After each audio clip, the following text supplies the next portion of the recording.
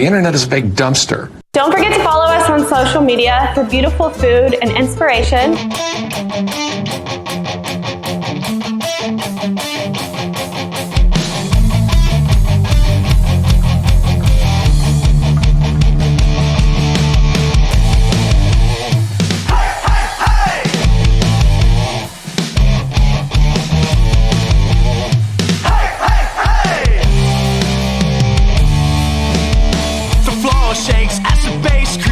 A space where your past is discarded.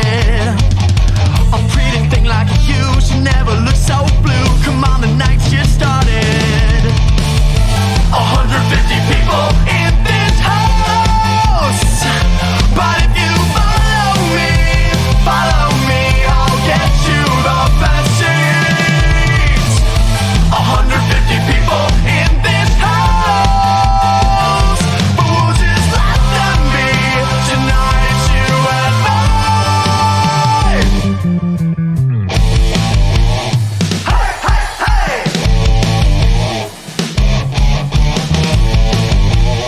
Hey, hey, hey. The lock is off the door. I take a lap around. I'm looking for the flask you hid in a drawer. And when I find it, then my eyes meet yours. I shoot you away, guess advance I played. But another girl gets in the way. She thinks it's hers instead of yours. And now I'm making to 150 people in this house. But if you follow me, I'll get you the best seats. 150 people in this house. But we'll just let them be. Tonight it's you and mine.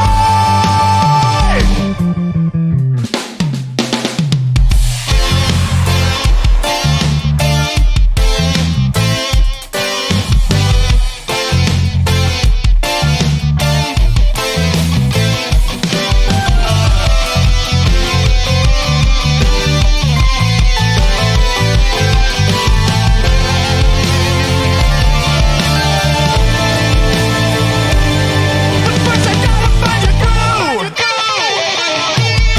150 people in this house. But if you follow me, I'll get you the best seats. 150 people in this house. But we'll just let them be. Tonight it's you and mine. Hey, hey, hey.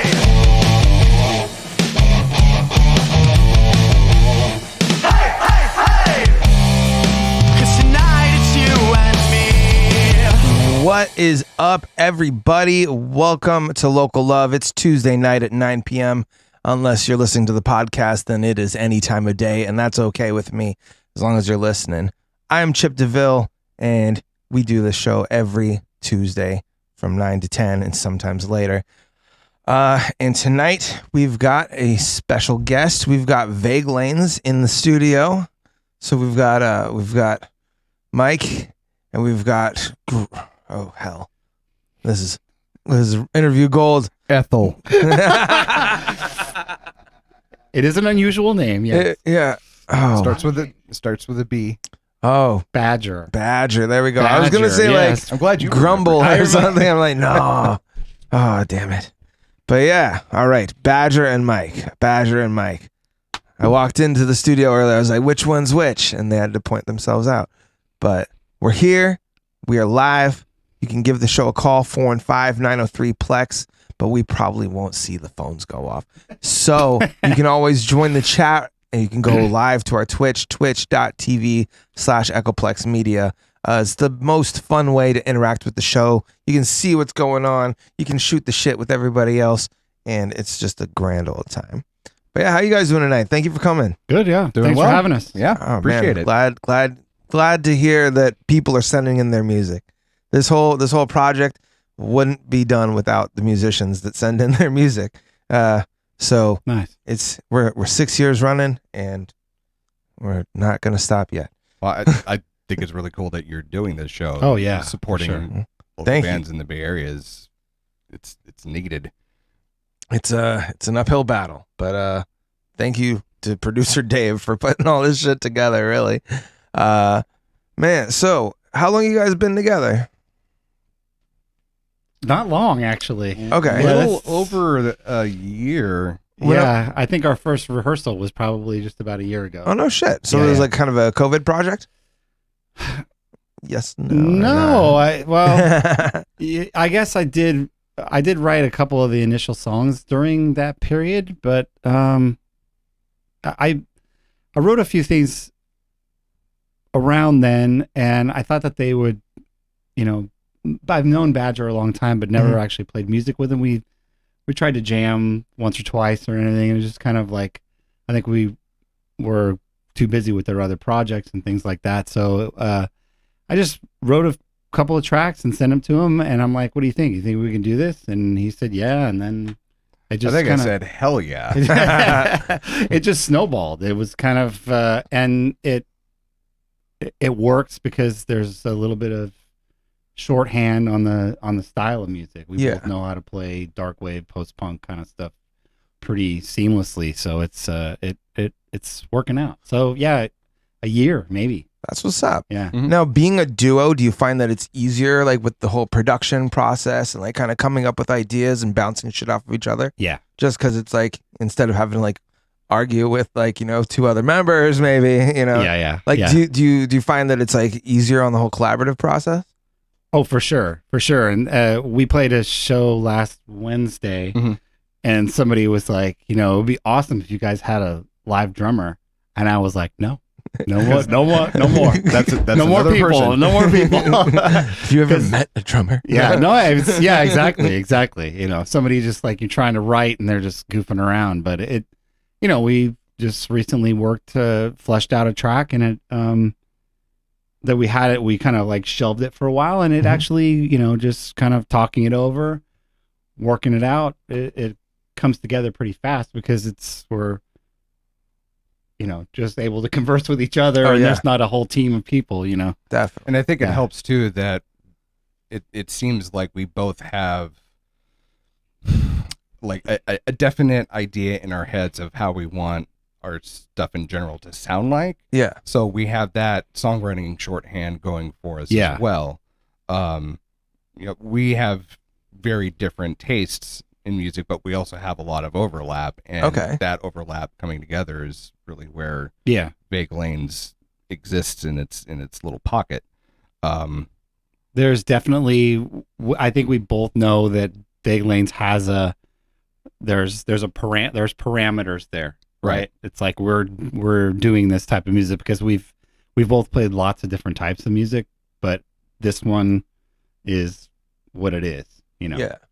And to answer your question, to have a third or a fourth entity being involved in the songwriting process, I think it would just shift things too much. So it is to our benefit that it is just the two of us. The focus would be lost for sure. Yeah, For sure. Yeah. And then maybe it's selfish to not have another member, but That's okay. yeah. I mean, Hell when most clubs are like paying you like, maybe like a couple $100 and a couple drink tickets, like it's easier to split between two people. Yeah, you're than right. four. No, it is. Yeah.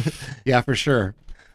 And I think we also got lucky insofar as like you established the core sound pretty early on, and our songwriting as we began to work together for new material and feel each other out songwriting wise, that it really works. It's just an extension of the original things. Although you've brought like a different bass sound and kind of more fullness to it, because everything was a little kind of more narrow before. There's like you're and you've brought in different arrangements for the songs, so it's definitely like I didn't want this to be like, oh, those were my songs, this is rigid, right?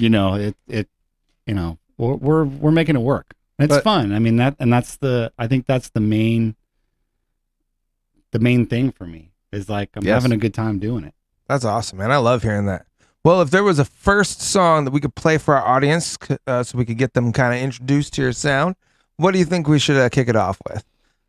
Putting you on the spot here. Sorry. Anhydrophobic? Okay. Yeah. I was wondering how you pronounce that. Hydrophobic. Yes. Yeah, no, I'm dyslexic, so it just looked like a bunch of letters to me, but that's cool. It's Mike's fault. And no, it's all by the way. good. And hydrophobic by a special guest, Vague Lanes. Stay tuned. Share the stream. We'll be right back after this song here. And hydrophobic.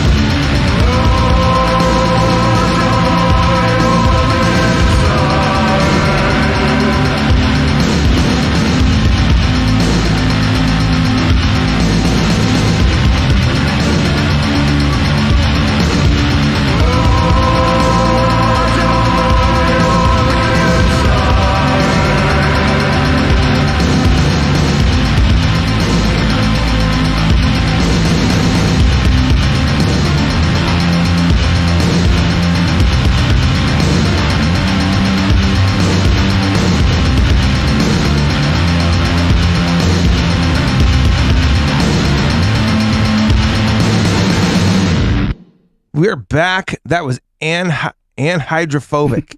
Oh god damn. Anhydrophobic. Yeah, you got it. Anhydrophobic. Jesus. Again, Yes. Horrible broadcasting skills right now. My god. Wow. All right. So first of all, the name. What is the name? Anhydrophobic? Yes. Fear of corks. Corks? Yes. Cork is a hydrophobic substance. It's It's the song is about alcoholism, really. Uh-huh. I mean, so it's, that's why I tried to do a little more tongue-in-cheek name for the whole thing. I see. Yeah. That's cool. Well, I definitely dig the sound. Now, who does what? Badger plays bass. Okay. I do. He plays the 4-string bass. Nice. I play the 6-string bass. Okay. And I'll do the programming and some of the synths, and I'm also the singer. Dude, that's awesome. Right on. What does like the live show look like? Like Yeah, we have a laptop. We started with the Lenovo laptop, and we were calling him Leonard Novo.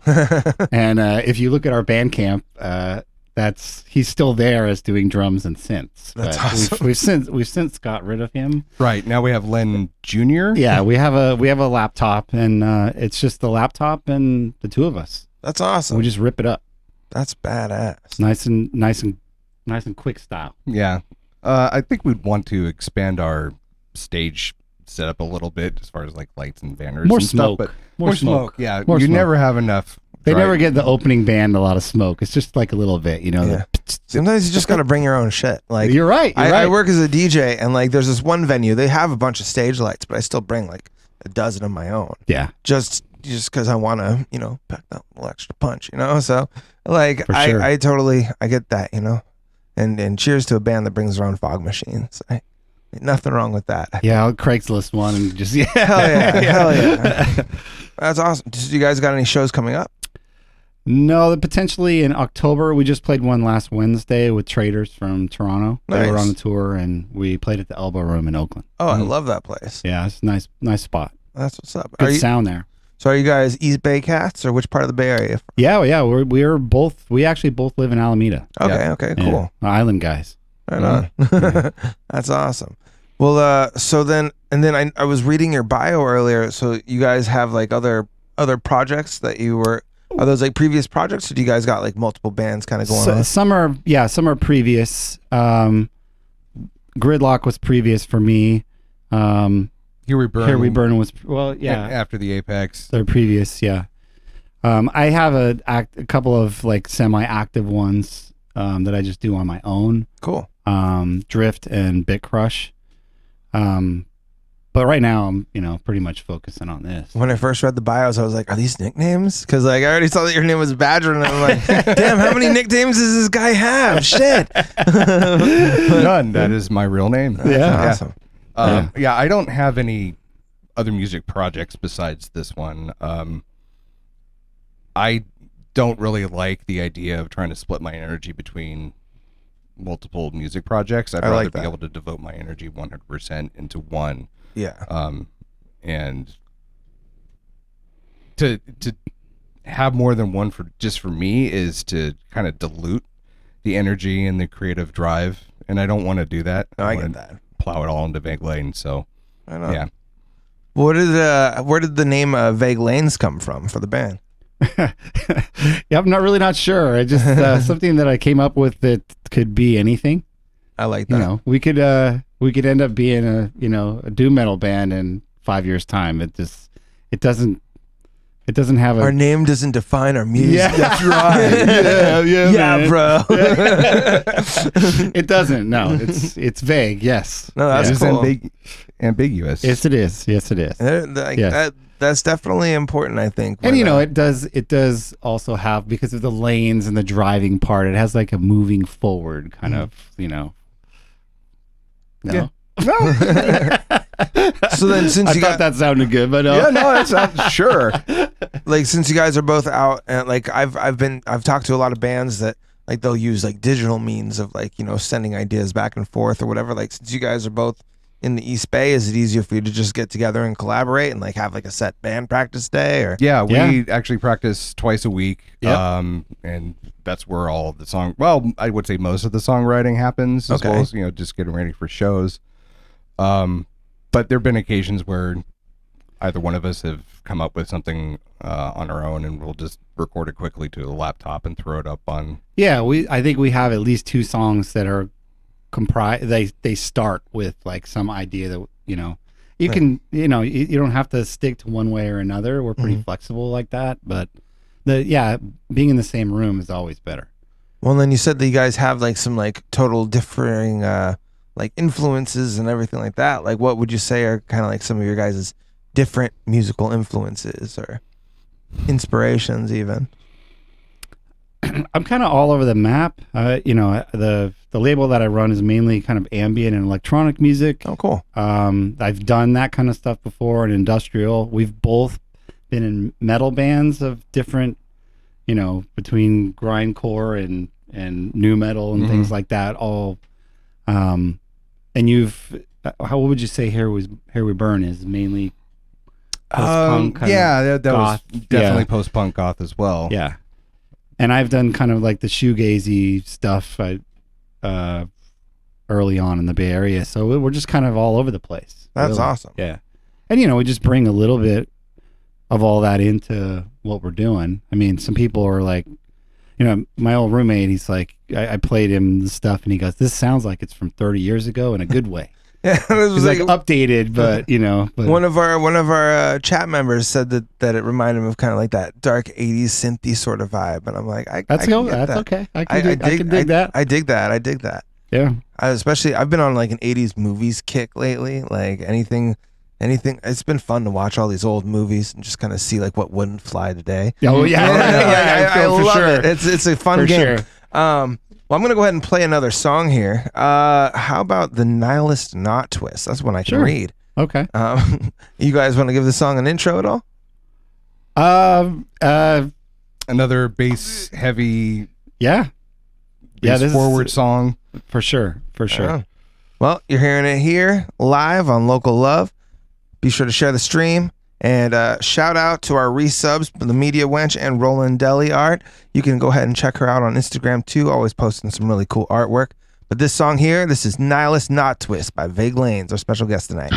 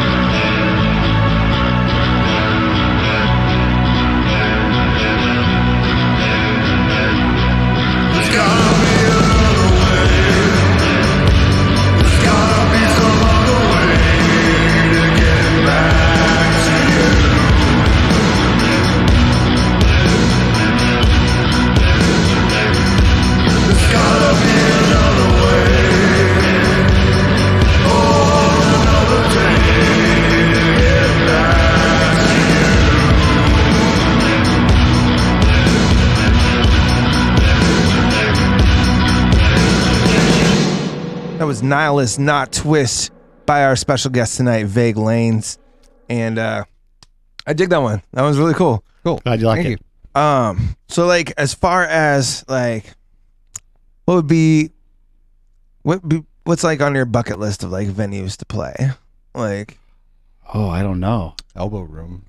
Well, we played. No, we played that already. Yeah, twice. Yeah, that's a great great venue, spot. though. I mean, I love playing there. And Yeah, I don't know. I don't there's- really know. I don't think I think that way. Just kind of take it as it comes, I guess.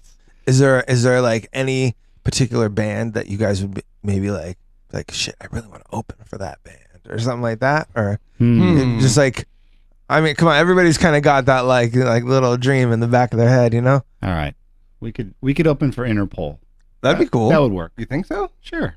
Oh no, I'm not saying I could hook it up. no. Why You heard it here. Wait a second. Yeah. I mean, that would be a big band that we could open up for. Yeah. and it would work. That'd you be know? cool. I think we'd work for The Cure Well, yes, but or Sound. nobody would be there to see us, though. So It doesn't matter. They just want to see the Cure. They just want. But you're right. It I don't would know. work- I it always would get a work kick. sound-wise. I like going and seeing I like going to shows early. I like watching the See opening the opener. bands. Yeah. Like I just saw Swingin' Utters a couple months ago in San Francisco, and like the two opening bands fucking killed it. Like, and they were like the very first band was a little bit more local. The next band was like, you know, somebody Toured that gets with, to yeah. go on tour with them. But I mean, I don't know. I mean, I do a local music show, so I mean, obviously, I love the underdogs, but I mean, I'm always interested to see like who's opening up for who. That's you good. know? Yeah. Because I can like think of a few different times where I'd go to a show and I'd be like, oh shit, I remember seeing that band when they like were opening for this band Yeah. or anything like that. And now it's like the roles reversed. Or I mean, Right. shit. First time I ever saw Green Day was in a fucking bowling alley, and I was in elementary school. You know, like I mean, look at them now. Yeah. Sure. Announcing America. Yeah.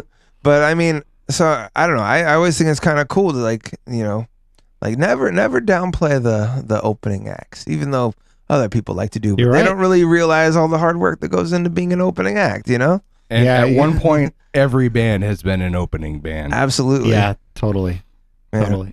I think it's cool how some even really major acts will go out of their way to kind of curate and pick out their opening acts for their tours. Like I know Slipknot has done that. They've picked out up and coming bands like Horror and I think Ginger were two that they chose recently because they love them and they want to give them wider exposure. Yeah, So that's they're- cool. That's they're- very cool. rather than just letting the promoter handle all of that. And I like when bands kind of take that role too, where they're just like, hey, like, you know, we want to help give opportunity where like we used to want that opportunity, you know? Yeah. it's- It also has potential to be a better bill because it's like, you know, the band is curating the bill, you know, they're going to fit together a little better, you know?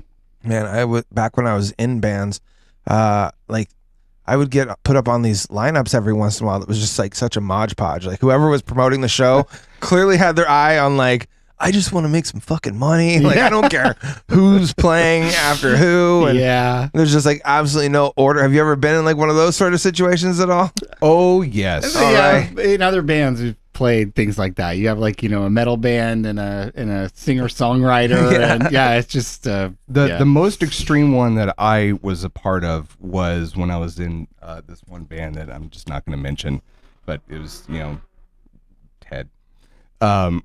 So we were like this alternative rock metalish kind of act, and we were the main support before the headliner. And I'll just give you a brief run through of the acts. We had a 16-year-old girl singer-songwriter who had to have her dad help her out with her amp and gear because she couldn't haul it herself and she was underage and this was a bar. There was an a cappella gospel singer. There was a basically Yngwie Malmsteen wannabe. There was us, and then there was a DJ electronic duo at the end. Oh man. the guy, they just wanted to make the money, right? Yeah. Oh, like yeah. you said. And then I don't know, like those are always unique situations because usually it's like the people that came to see their specific person only stays for that specific person's stage time. It's True. like, rarely do the groups overlap, and Yeah. it's oh, the joys of being an up and coming artist. Yep. So like, what other kind of projects were you guys in, like, previous?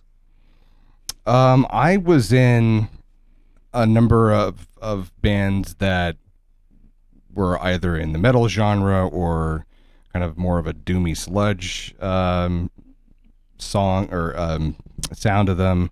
One was just straight up goth post punk. Yeah, those are the types of music that previous bands I was in really did. Oh. Nothing more in the electronic vein like you. Yeah. Yeah. I was in the industrial electronic duo Gridlock for 10 years, I think. I know. Yeah, we did pretty well.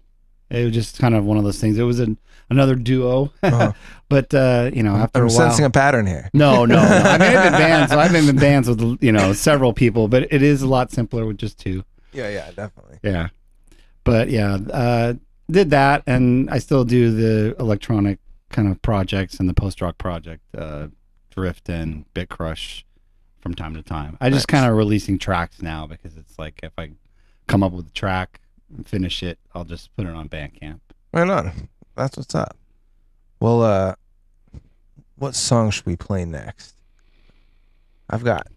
I'm going to butcher this. Sangre? Oh yeah, that's a cover.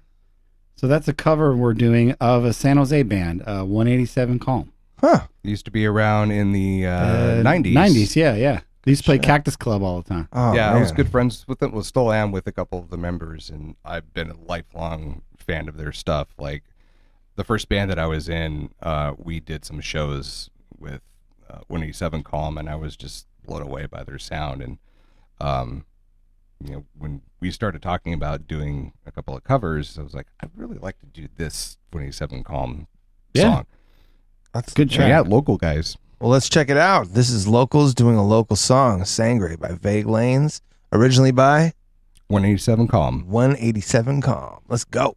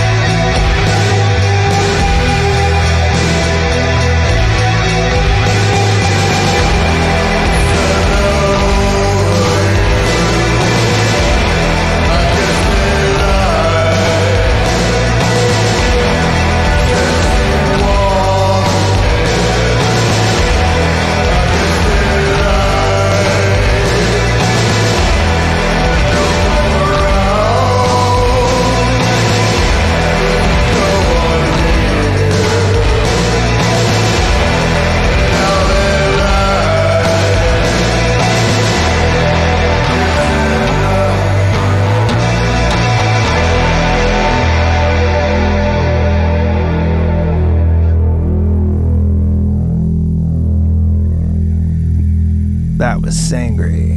Sangre? Sangre. Sangre by Vague Blood. Lanes, covering 187 Calm. So many names and numbers and I know. fucking letters. Yeah. I'm a professional. I'm a seasoned professional here. Fucking letters. How do they work? I know, right? You said something when the song was playing, like that broke my brain. I'm like, this guy gets me. Man, I don't know. Like something about your guys' music, like really is like reaching out to like young, like mid '90s junior high chip, and I dig it. I dig it a lot. So, as far as like so are you guys pretty much always in the song like making process, or how did like this album come together in comparison? Well, like, this is basically 4-song demo for the album, Okay. and we're gonna start recording early next month. okay, cool. We have 8 songs, and we're gonna kind of do a little bit of tracking at the rehearsal studio, like Okay. midweek when nobody's there, Nice. and then we'll take it to my studio and mix it. Nice. And we'll I guess that's one cool thing about working at a label too, right? Like you've got yeah. you've kind of got a whole recording studio at your disposal. I just can't do the loud stuff because it's in the house. That's Yeah. all. Yeah. For sure. Now, Yeah. songwriting wise, the first 4 songs that we have up on Bandcamp, Mike had written those prior to getting in touch with me. Subsequently, we've been writing collaboratively, and so those are gonna. Yeah, we've changed those 4 quite a bit. So Yeah. there's definitely some different arrangement to them, and even different lyrics. So it's It's more like subtle tweaking, though. Like, yeah. That's cool though. Every once in a while you got to just change the recipe a little bit as you're. Oh, for sure. Yeah. Is yeah. it adding cooking it? little spices here and there. Yeah, exactly. Man, that's cool. So then, as far as your whole recording process, like, is it's mostly done like in the studio, or are you guys like masters of the home studio? Or? Well, I'll bring the laptop to the rehearsal studio. We'll track as much of his bass as possible. Nice. Get the cab, get the room. Some of the 6-string bass, which is basically kind of sounds like a guitar. Anything that I need to do feedback or I need the room, we'll record those there as well. But I think we can do the rest, with some amp emulation and stuff at the house, and Cool. I think it'll be all right. I'll probably do the vocals there Okay. because that's where I've done a couple of them, I think, and it's a lot faster. I see. I don't have my son upstairs, playing video games, yelling out the window and everything. So it's a Dad, little can you quieter. stop playing music? I'm trying to play with my Yeah. friends. Yeah, why are you singing that song so much? Yeah, to get a bit more technical when it comes to recording my bass, we'll mic the cabinet, and then we'll do a direct signal out from my amp head into your sound card, Yeah. and then we're gonna do more ambient. We'll have room. We're gonna basically do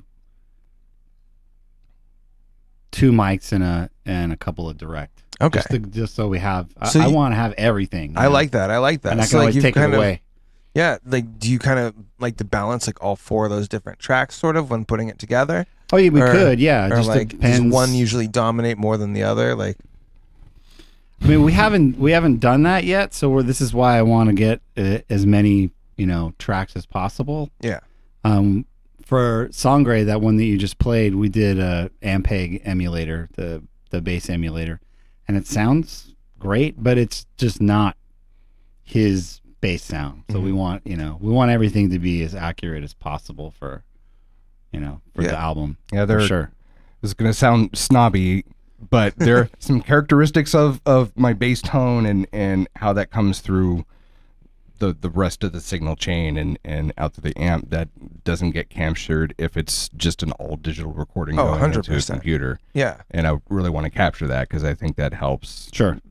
with our overall sound, and the same with your bass too. That's pretty rad. Do you guys ever like record like both basses at the same time, or do you like to kind of just multi-track it when you're doing like your recordings? I think that we'll multi-track. Yeah. Because I usually do one clean, or like for songs that have a little bit of distortion, I'll do one clean, one distorted, Okay. and just have as many options as possible, and then we can always kind of call them away. You know, if Cool. we don't need them or not. Yeah. Well, this is always a fun question to ask any musician that comes through here. But let's just say that one of our sponsors, let's say that one of our sponsors just gave you guys 10 grand each. It was like, go ahead and spend it on any piece of gear or anything that you want, like for your studio, for your, for just you. Like, what do you think you'd like? What do you think's like the first thing you would buy? Wow. First piece of gear. I don't know. I would buy. I know how to make a musician blush. Yeah, you see that? yeah, You see yeah. that? Check that shit out. We're both left-handed, so it makes it a little nice. hard to get instruments. Okay. Yeah, we can't just go Yeah. to the nearest guitar store and pick something off the So rack. we might actually do some custom stuff. I play a Eastwood. It's a Peter Hook. What do they call that? It's like a signature 6-string. Yeah, yeah. Okay. But it's a left-handed one. Cool. I'd probably, get another one of those, or even have Eastwood maybe make something a little more to my specifications if I had that. Get a Yeah, I guess. custom-made Yeah, yeah. left-handed bass. I like sure. that. I would order a U.S. built Spectre bass Okay. All right. because those are On the lefty. very pricey. But yes, Yeah. and probably get another cabinet. Yeah. Do you have like any sort of like brand that you're like? I'm a diehard Ampeg Yeah? guy. I've been playing through those for I don't know centuries, and I will never give them up. Nice. Although Orange makes some really good stuff, there are a couple of other brands, but I don't know. There's just something about that Ampeg sound that just can't be beat. Nice. I've always played PV, and I still have a PV, and it's they're Black Widow 15-inch, just Oh yeah. it's beat to crap, and Dude. it takes a beating, and like it. I've got a PV Black Widow subwoofer, man. That thing has Yeah. seen some shit. Yeah, you drop And it out it's of an still airplane, standing it still strong. works. Yeah, Yeah. If man. there is a nuclear apocalypse, those musicians that survive Yeah. and don't die of radiation sickness, you'll be able to find a PV and it will still work for you. for Yeah. sure. Yeah. For sure. After everything goes to shit, those PV amps will still That's work right. no problem. That's the only thing left. Man. Cockroaches and PV. So, what a marketing campaign. Well, we've got another band that's kind of along like your similar style. I guess you've heard of our friend James Perry. You know James Perry. And this is Vampira. Hello, James. Hello, James Perry. Yeah, I don't know why the British thing happened whenever I heard his name, but it's been an ongoing thing now. And it's called I thought- accent. I've never too. met him. Is he English? No, not at all. But it just sounds so much cooler when you Hello, just that a- James. Is that a Perry. Sacramento accent? Yeah, I guess so. I don't know. I don't know. Are you from Sometimes Sacramento? No, they moved there. Oh, I don't they're- know. I don't They're know. originally Years from the ago, so- Bay, but they're from the like. Well, still, if you're from Sacramento, like you can still send us. You music. can, yeah. And, You're like- you're local. Yeah, enough. yeah. It's it exactly. Anyways, this is Vampira, the Ballad of Mila, and this is by Ashes Fallen. We'll be right back. Stay tuned.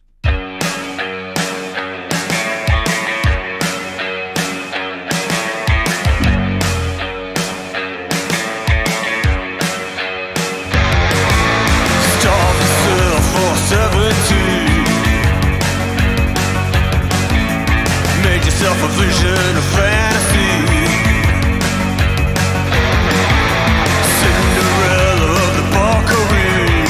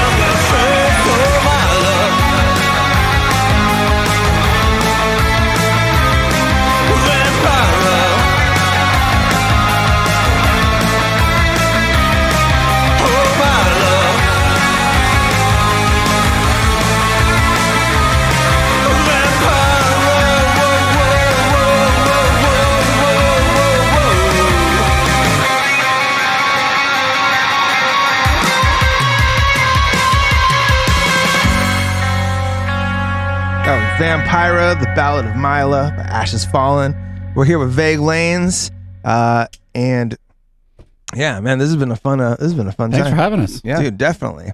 So you said you got a show coming up in October. Possibly, yes. Possibly. Whereabouts are we looking? It would probably be in the Elbow Room. Okay, cool. Hey, if it ain't, They've been getting. They've been nice to regularly- us. They've been nice to us, and yeah, they've so. been regularly getting a bunch of goth / post punk touring acts coming through. that's cool, dude. I mean, that's a great venue to be. That's a great venue to be a regular at, really. So For sure. Yeah. Very Could fortunate. do lots worse. yeah, yeah. most definitely. Have played lots worse. Yeah.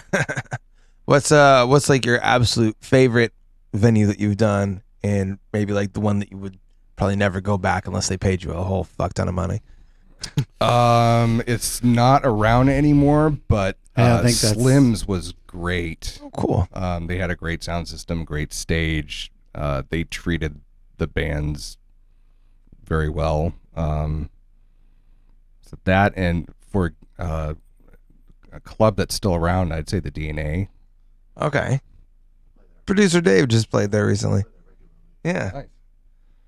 Yeah, DNA is a good spot for sure. I think my favorite was Trocadero in San Francisco, but that's part of the problem with venues. You ask about venues, the favorite one's gone. Yeah. You know? But I think of the ones that are still there, I do like the Elbow Room. I mean, it's small, you know, it's like just the right size, and you can pack it, and it sounds good. Yeah. And the staff is very friendly. Oh yeah, the people are awesome there for sure. And they've never given me shit about smoking weed in the green room. There you go. Yeah. Man. Also, Bill Graham. I mean, that was pretty nice too. Oh, really? No, No. Oh wait, playing there wasn't nice? no. Oh, you I never- didn't play there. Never. Oh, yeah. No. Pulling everybody's leg. When I was a kid, I did a Battle of the Bands at the Great American Music Hall, which was like kind of cool, but like we totally sucked. But still, it was cool to play on that stage. Yeah, anyways. for I was sure. like Great fucking like venue. 17 years old. What am I For gonna sure. do? You know? Yeah. But man, Yeah. that's awesome. Well, the next song I got up here is "A Dying Star." Now you said this one's a little bit on the slower side, or you said little it's slower, on the, yeah. on the sadder side. A little sad too. Little- Yeah. all right, Yeah, cool. yeah. And what's this one about? This one's about my father who died in January of dementia. So yeah, it's a little. I wrote this before he passed, Okay. way before, but it's it's just. I tried to make the lyrics as kind of foggy as possible, and the Badgers even told me that it kind of like relates to his own father's dealing with his own father. So it's sure. I try to make it kind of You got to keep it within those vague lanes, right? yeah. Hey. There you go. Well, There you go. I think it is a credit to your lyric writing in that a lot of the lyrics that he's written are kind of ambiguous and vague enough that you can get multiple interpretations of them. It's Definitely. not a set. This Yeah. is about X, Y, and Z. While and I'm that's all saying it what is. it's about, it's going to mean something else to somebody else. Right. Somebody Oh, who totally. doesn't listen to this, and that's why I wrote it. But it can have multiple meanings for sure. That's cool. Well, hey, pour yourself a cocktail and get some tissues just in case. This is A Dying Star by our special guest, Vague Lanes. Stay tuned.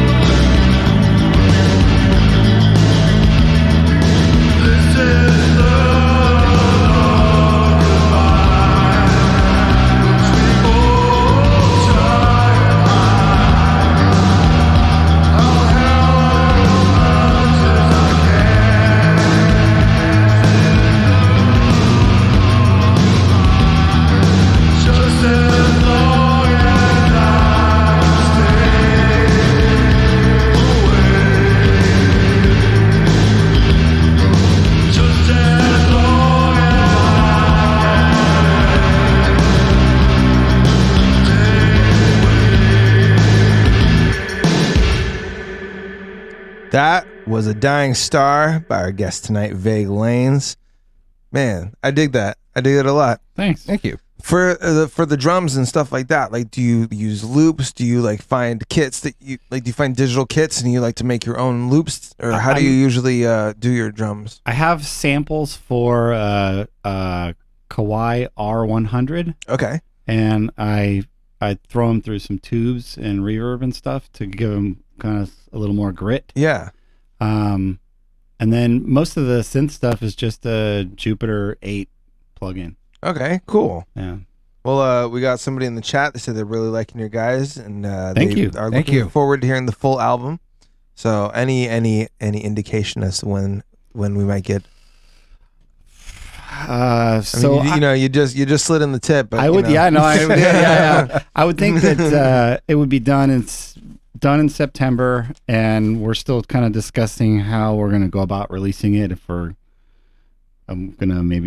just gonna kind of start another label kind of attached to mine, and then use the distribution channels, or hook up with another label. But I guess in September we'll cross that bridge. But if we do it ourselves, it would just be the manufacturing time for the record. I see. So that's 8 months. Is there generally unfortunately. when making that sort of decision? It sounds like you've had to make that sort of decision before with previous projects, I'm assuming. Yeah. Like usually is it the better route to just go fully independent, or it's it's how kind does of that- apples and oranges a little bit. I mean, you can you hook up with a label that has they might have their own PR in house, or there's good, better distribution than you do. But aside from the PR, because the PR that I do for the label is geared towards a completely different type of music, so we could do it ourselves, have the distribution that I currently have, and then have a PR firm kind of work the album for us. I see. That's loosely how it could go, but I don't know. Still figuring that out. Yeah. We want to get to the recording first. Yeah. But as far as having stuff ready for like a digital format release that people could listen to, definitely before the end of the year, we'd have stuff ready. Yeah, because we'll probably, if we do put the album into pressing ourselves, we'll probably release, a song or two between there. Yeah. Now, for one thing I noticed on your guys' Bandcamp was that you guys did this release as a cassette.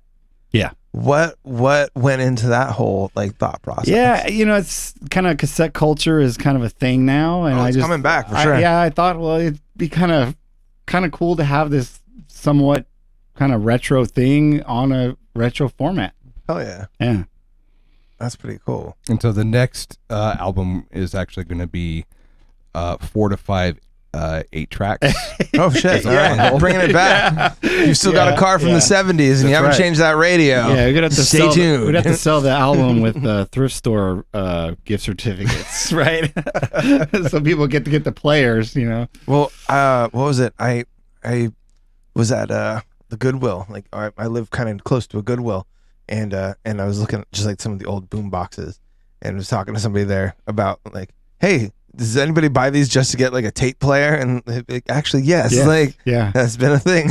So I can imagine, especially because a few bands that have came through here did special tape releases and stuff like that. Or sometimes even artists will just be like, hey, if you're a real fan, you're going to get this shit because this is going to be an unreleased or a special track that maybe isn't going to be as easily accessible. Oh yeah, here we go. We got one. This is Joan and the Rivers. Okay, yeah. This is they had a red and a blue tape. Nice. That they put out. And, Very cool. Dude, this is, I don't know, I like it. And you can tell your kids, check this out, and they're gonna be like, where do I plug it in? Yeah, exactly. Where's the USB port? Yeah. We were actually talking on the way down here about what physical formats we're going to release the album out, and we may do vinyl and CD or one or the other, but it seems like vinyl, it's been making a comeback over the last several years, and it seems like that comeback is here to stay. The first 2 shows that we've done, the headliners have had vinyl for sale in addition to CDs. So, and your label, yeah, I does don't a even bunch of vinyl. I don't even press CDs anymore. So. Oh, you have a vinyl press? No. I mean, I get them Oh. pressed, but Oh, okay, yeah. I use a place in the Czech Republic. Okay, cool. Damn. Well, let's see. We're coming up towards the end of the show, but before we get there, we've got a couple other songs. We've got Here Now. What can you tell me about this song? This is the one we start our shows with. Okay. Usually, yeah. Cool. It's just kind of a. This one is not as. This is one of the songs that we've changed a lot in the time that's passed. So, Okay. Yeah, we usually open our show with this. All right. So picture this. The lights go out. You're at the elbow room. Lights come up, and it's Vague Lanes. Here Now.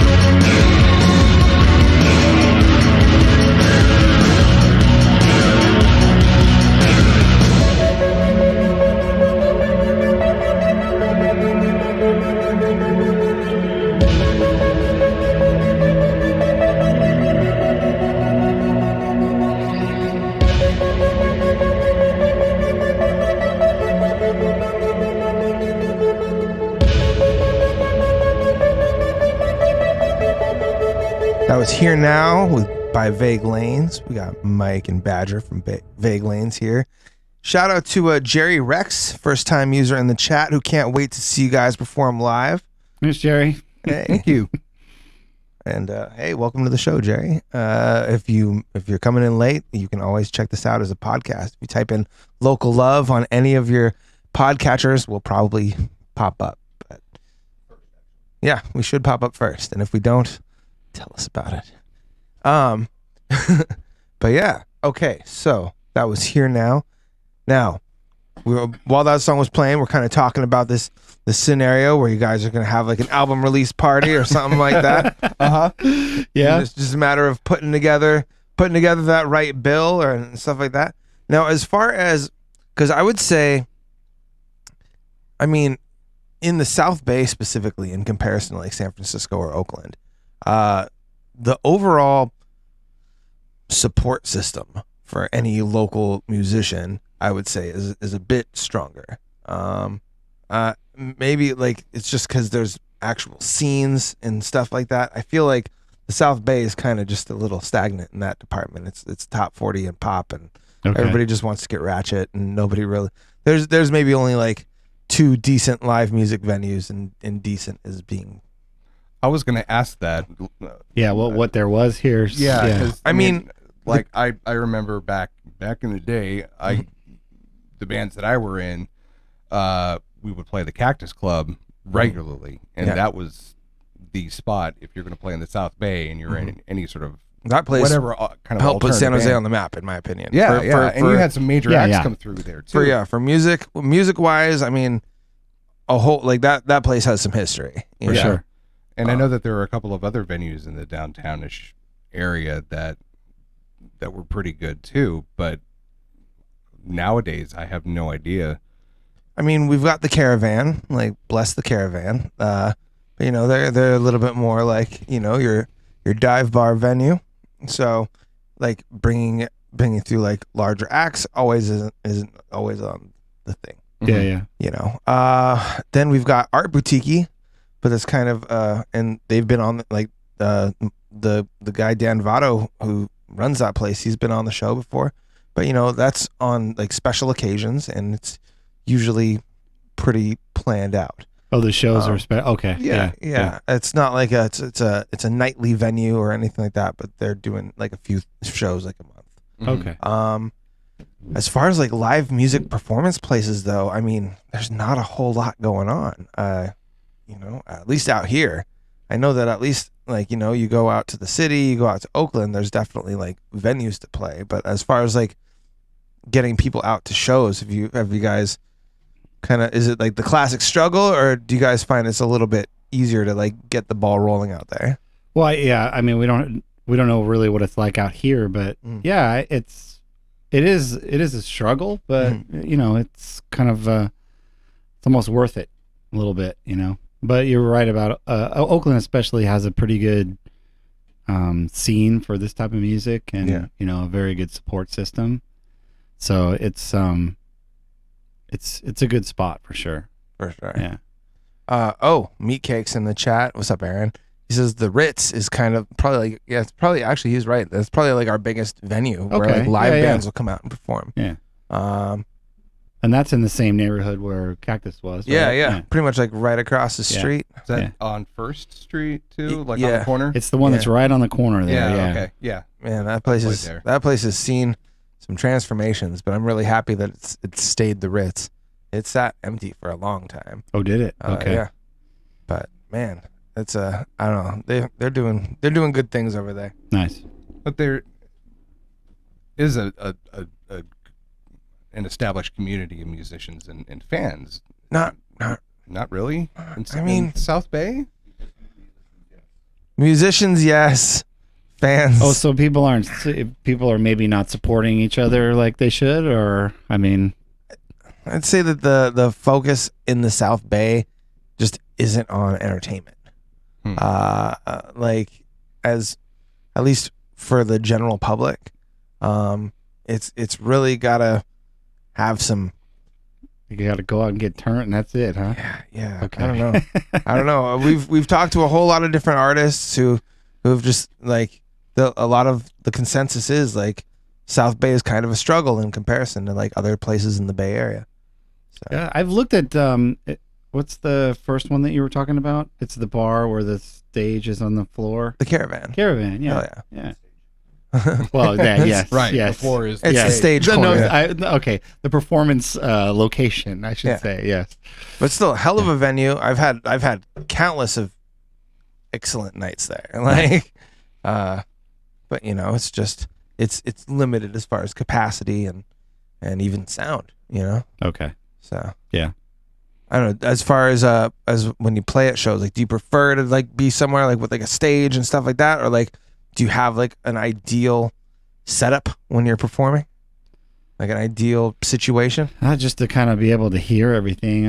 Okay, I guess. A decent monitor mix is Yeah, it's a big thing. Yeah, it is. That goes a long way.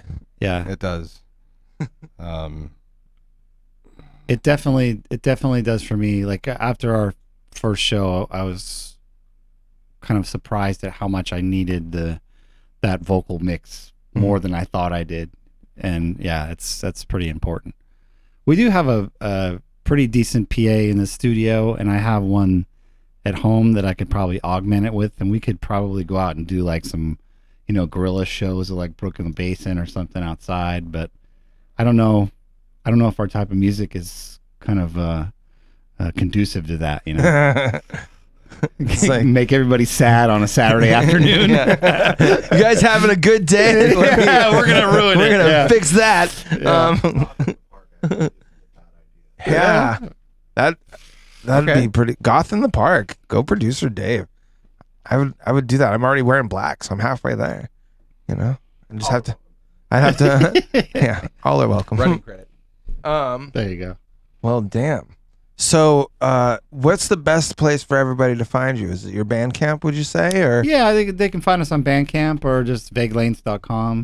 Google. It's with having such a unusual name or easy to find. That's There's an Instagram page, which Yeah, Instagram, Facebook, or Twitter. We're all across, so Nice. you can find us pretty easy. bands that are on Twitter. They're a rare breed. That's cool. I like that. Do you have like a social media platform that you're partial to? Yeah, I don't know. have you It's noticed kind of a like necessary evil? Isn't it? Right? Exactly. Yeah. Have you noticed that any like you get better engagement from like one versus the other, or do you just kind of like Instagram, we Take it definitely all have in. more engagement. okay? Yeah. There's some. Yeah. eventually I'd be curious once we hit a certain level of, I don't know, notoriety, I suppose, to establish a Discord server and see how that pans out. Oh yeah. I think that would be fun for you to take care of. Dude, there. I know. Yeah, the OGs in Echoplex history know all about our Discords, and that's also like probably one of the easiest ways for me to get in touch with Media Wench or producer Dave. Oh, okay.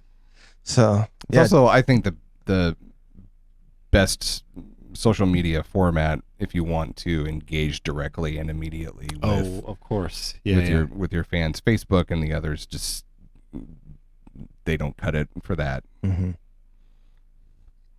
Facebook is No. Yeah.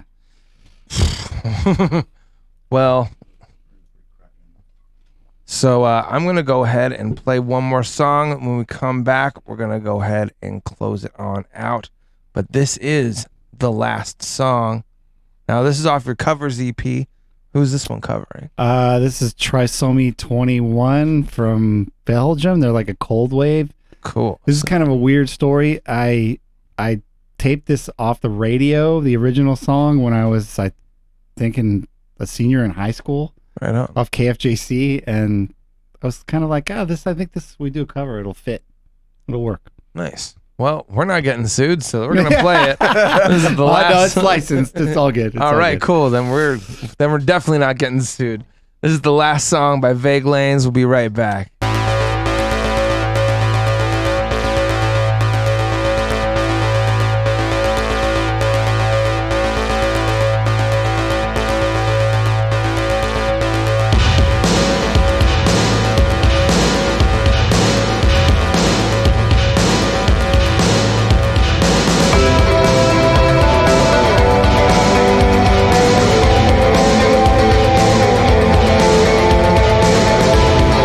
We'll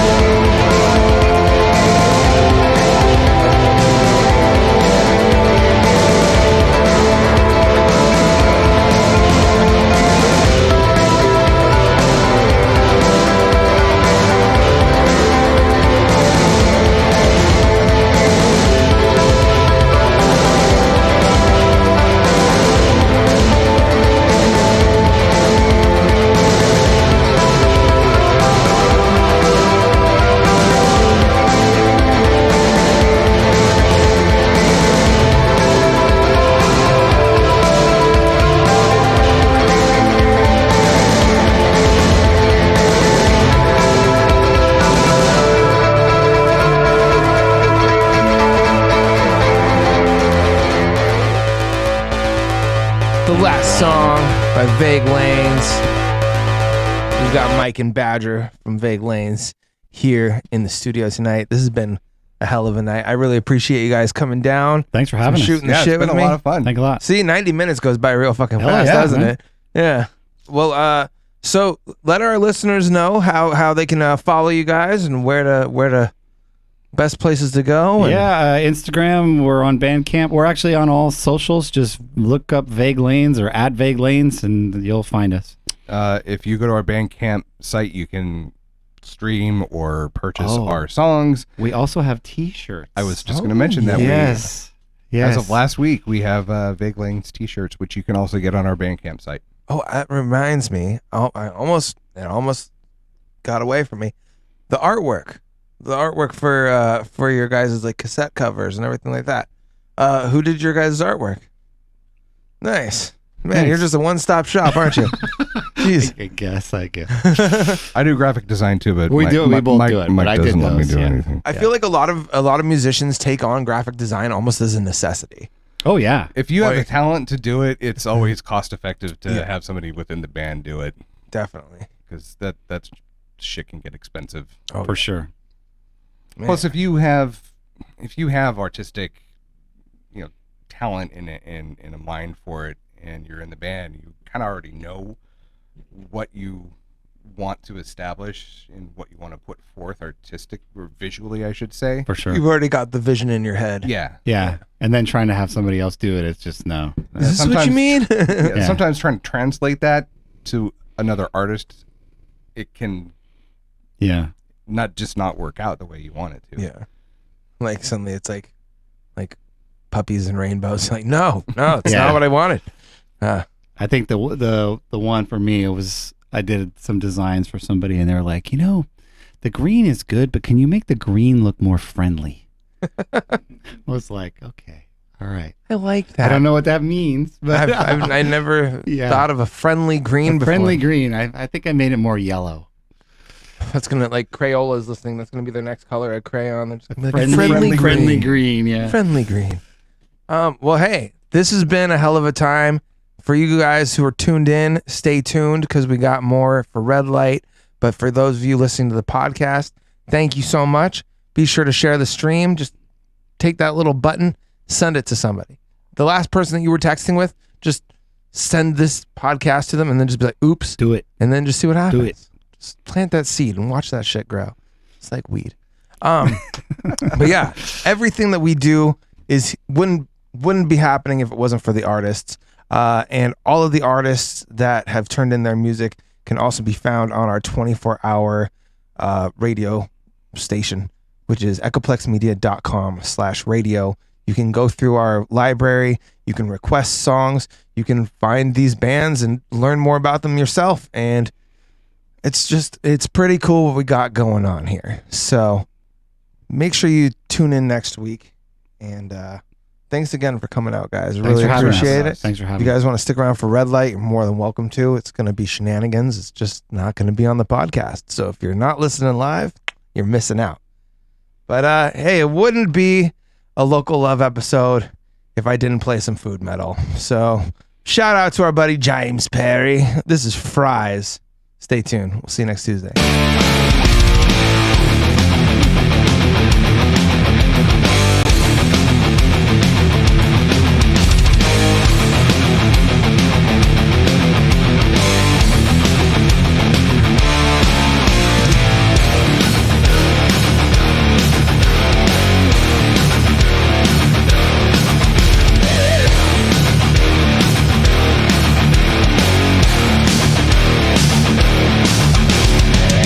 Fries.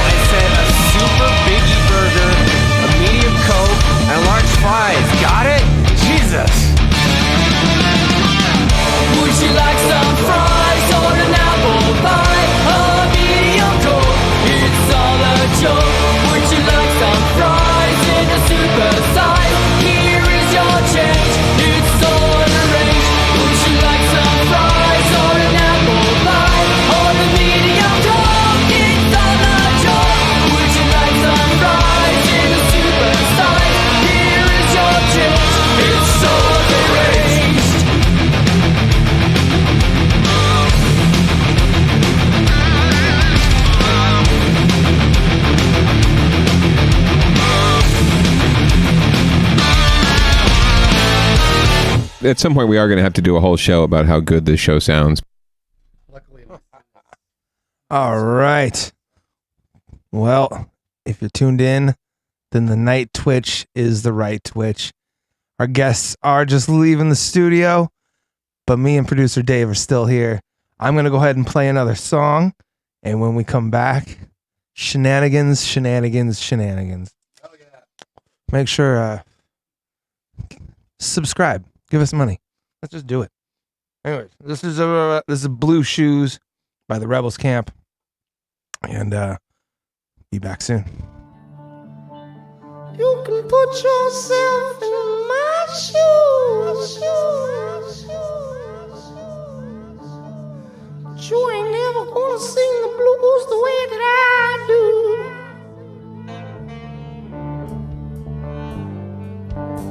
You can put yourself in my shoes, but you ain't never gonna sing the blues the way that I do.